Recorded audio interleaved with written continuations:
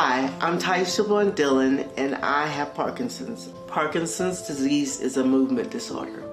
My son and my husband have played a huge role in me being motivated to get through Parkinson's. So when we first got married, he would go with me to my physical therapy appointments and just sit there and just be a motivator. And there were times where I would cry in the physical therapy appointments, and he would just always be a positive force. And so I just remember thinking to myself, if I can just stay in the fight and get over the hump and just stay motivated to figure out how I can keep my body moving, that would probably be the biggest gift to my husband.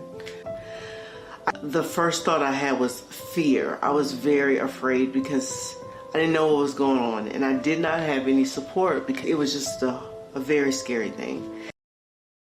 So the Thriving Brain and Development Project was created so that nobody had to suffer the same way that I did with this illness or any other illness that affects the brain for that matter.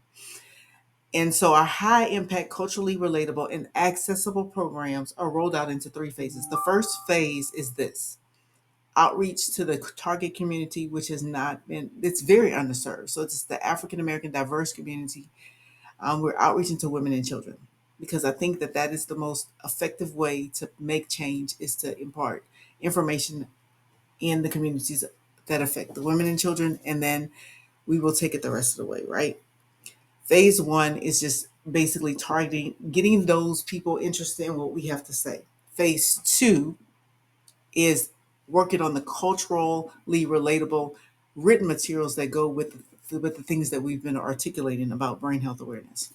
Phase one started in November of 2024, and then phase two started in February of 2025.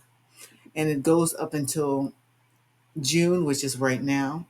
And then at the end of June, we should have a solid children's book that will be disseminated out to everybody in from June to December of 2025.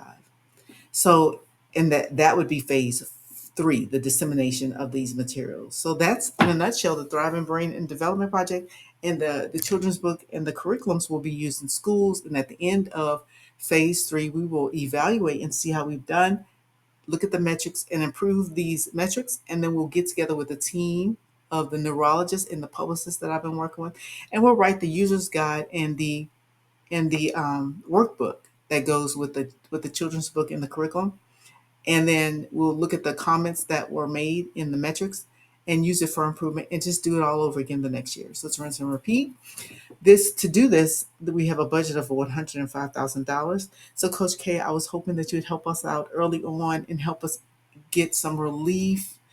And because a lot of my contributions are in kind, and so the relief will, and I lost my funding through the NIH to get the illustrations of the children's book done.